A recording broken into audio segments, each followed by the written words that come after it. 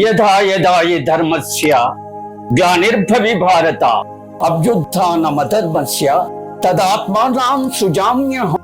అవురా, ఈ మనుజులను నేనే సృష్టించానా?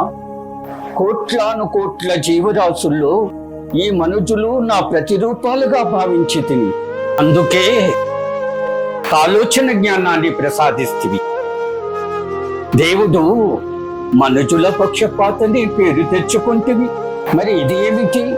అన్ని ప్రాణులను తింటున్నాడే, అంతా తనకే కావాలంటున్నాడు, అందరూ తనకే లోబడాలని భావిస్తున్నాడు. సమస్త ప్రాణుల ఆనందం కోసం పంచభూతాలను సృష్టిస్తే ఈ పంచభూతాలను తన ఆధీనంలోకి తెచ్చుకొని కల్మషమయం చేస్తున్నాడే, ప్రాణులకు మనుగడ లేకుండా చేస్తున్నాడే. తన స్వార్థం కోసం తినే ఆహారాన్ని కల్తీ చేసి తన తోటి వారిని రోగాల పాలు చేస్తున్నాడు. అధర్మంతో కోట్లాది ప్రజల కూడును లాక్కొని కోట్లాదిగా ధనాన్ని కూడబెడుతున్నాడే. దేవుడు ఎక్కడున్నాడు? నేనే దేవుణ్ణి అంటున్నాడు. అవురా, ఎంతటి గర్వము! ఆడాముగా సమంగా సృష్టిస్తే ఆడపిండాలను తల్లి గర్భములోనే చంపి నాపై నింద వేస్తున్నాడే. కోట్లాది మనుజులను సృష్టించడము నాదే తప్పంటున్నాడు. ఇది ఏమి విడ్డూరము! అవురా, ఇదేమి చోద్యము! ఈ కలియుగములో ఆడాముగా భేదము లేకుండా పోయే, సమయ పాలన లేకుండా ఒకరినొకరు అల్లిబిల్లిగా సహజత్వానికి విరుద్ధంగా ప్రవర్తిస్తున్నారే. ఈ మనుషులకు వావి వరుసలు లేకుండా పోయే నా ఈ సుందర సృష్టిని వికృతం చేస్తున్న ఈ అధర్మ పరులను శిక్షించడం నాకే సాధ్యము కాకుండా ఉన్నదే. ఈ మనుషులకు ఆలోచన శక్తిని ఇవ్వడము నా తప్పిదమా?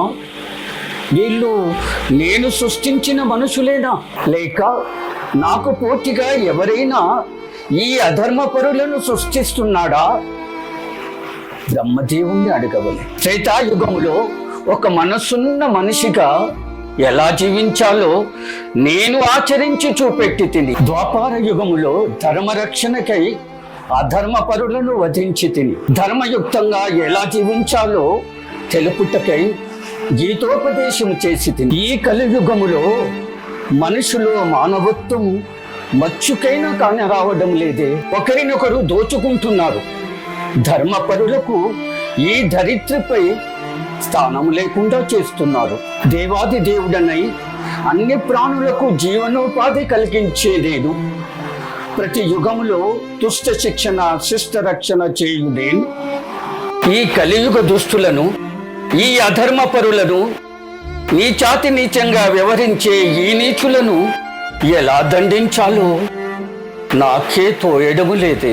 అలనాడు 16,000 శీల జీవితాల బాగు కోసం పరమాత్ముడైన నేను స్వీకరించి తిని కోట్లుగా ఉన్న ఈ అధర్మ పరులను ఎలా దండించడం? నేను ఎక్కడెక్కడ వెలుస్తున్నానో అక్కడక్కడ ఈ దుస్తులు చేరి నన్నే బంధించాలని చూస్తున్నారు.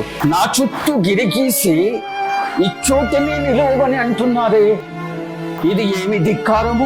తన స్వార్థం కోసం నా పేరుతో చందాలు వసూలు చేసి నొక్కేస్తున్నారు. ఇది ఎంతటి అపచారము! ఈ దుస్తులను ఇక ఏమాత్రం ఉపేక్షించకూడదు. ప్రళయకాలము సమీపించకముందే ప్రళయము సృష్టించి అంతా లయింప చేయడమే దీనికి పరిష్కారమా? నేనే కాలచక్రమును ఏర్పాటు చేసి ఇప్పుడు నేనే దాన్ని మార్చడము భావ్యమా? దేవాది దేవుడైన నాకేమీ తోయడం లేదే. ఏది సరైనదో ఆలోచించవలే, సుదీర్ఘంగా ఆలోచించవలే.